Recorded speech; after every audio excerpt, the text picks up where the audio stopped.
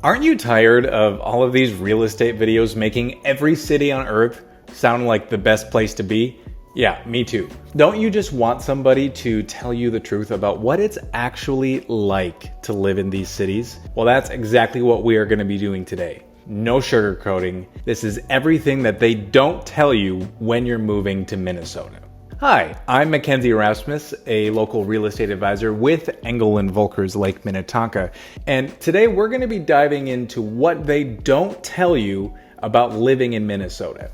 Now, I help families not just find the right home, but the right fit, because that is so important. Because moving somewhere isn't just about square footage and price point, it's about lifestyle.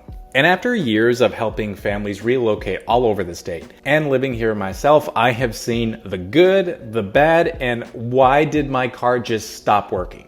If you enjoy real, honest conversations about what it's actually like living in Minnesota, then I would be honored if you like and subscribe. It honestly helps the channel more than you know, and it lets me know that you're out there and I'm not just talking to a camera in a room all by myself pretending that I have friends. All right, let's get into it.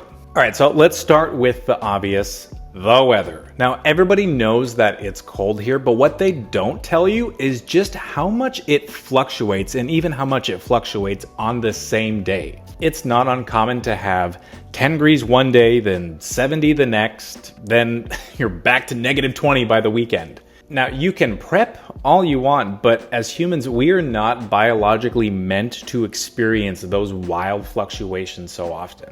And during those swings, it's almost guaranteed that you're going to have your office or your kid's classroom get sick. So my advice, keep vitamin C and emergency at hand. Try your local IV therapy. I personally have used Restore Wellness. They're also all over the country, not a sponsor. And don't be afraid to open those windows on the warmer days. And then just know that you may have to crank the heat the next. It's honestly just a part of Minnesota living.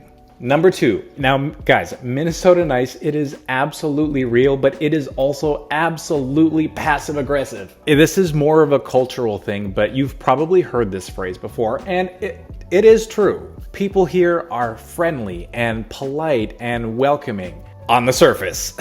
So what exactly is this whole Minnesota nice thing? Okay, so to describe Minnesota nice is the fact that people will wave, chat, smile on the outside, but it might take you years before you're actually invited to hang out with them or be in their house. It's not rude, it's just how things work around here. We are very eager to be polite on the surface level versus somewhere like New York or on the East Coast.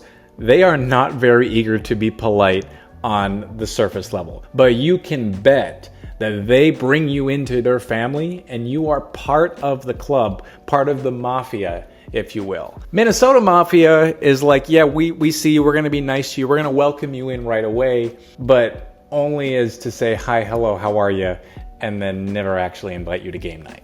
Frankly, it's just people take time to warm up.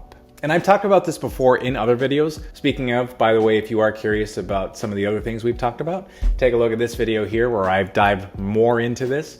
Because Minnesotans have oftentimes stayed here, they've grown up with the same people, right? Whether that's from kindergarten, middle school, elementary school, and then they don't venture outside of those friend groups, which can make it very difficult as a transplant to make friends here.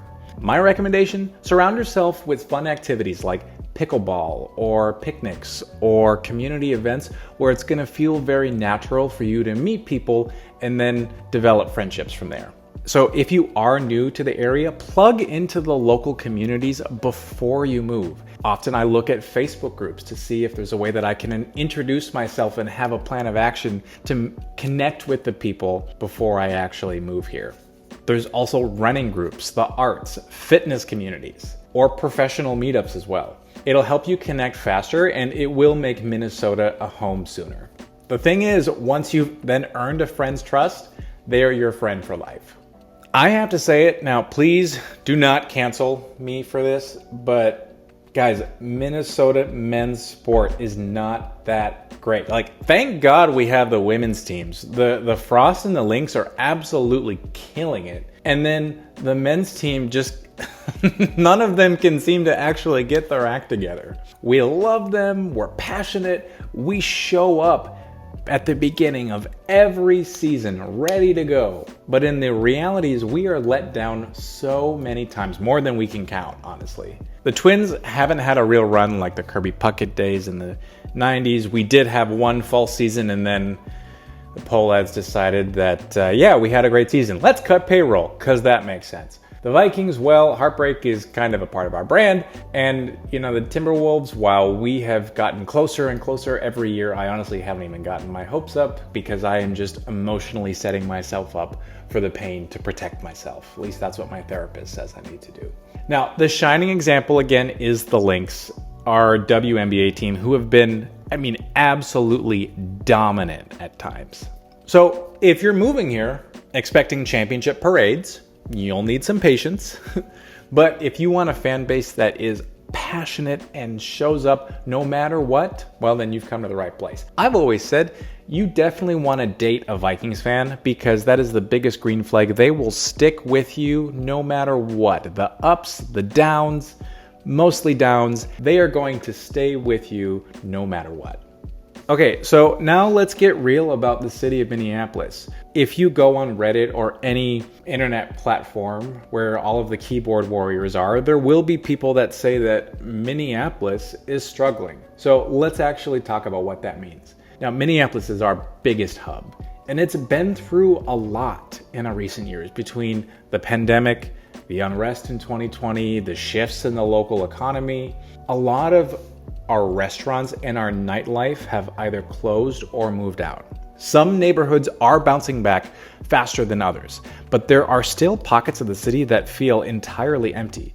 Now, there is incredible potential. I am so optimistic about the city of Minneapolis. New development, startup energy, and arts culture, but it is a city in transition for sure.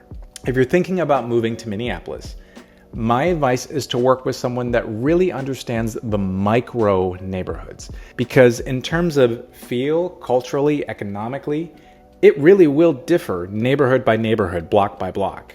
One can feel totally different than the next, and that's where knowledge can absolutely make or break that experience. So number 5, let's talk about the mosquito. Some people say that the loon is our state bird. It is the mosquito for sure.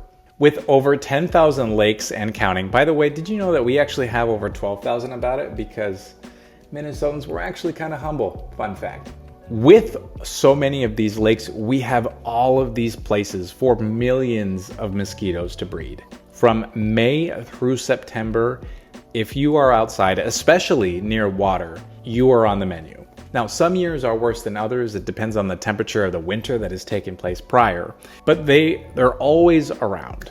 So if you're moving or planning to enjoy Minnesota summers, just be prepared. Keep bug spray, citronella, and have long sleeve clothes ready to go. You'll still love it here, don't get me wrong, but you'll just love it with a little dee.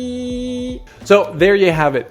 The good, the bad, and the mosquito-bitten truth about what it's actually like living in the wonderful state of Minnesota. Guys, if you can't tell, I absolutely love and adore this state. I have spent time in California, I have spent time here, and there is a reason why I choose, and like so many others, choose to live in Minnesota. All of this is meant to create a full picture so you know exactly what it's like to live here. The seasons, the people, the sense of community, I love it all. And if the good didn't outweigh the bad, I absolutely wouldn't be here. So if you're thinking about moving to Minnesota or just wanting to explore which suburb fits your lifestyle, I would love to help. You can schedule a call or message me directly. All of my information is down below. Take a look there. And as always, be sure to hit that subscribe button if you want more local insights, neighborhood tours. We're trying to do something different and break through the noise here on YouTube. Thank you so much for watching, and I will see you in the next one.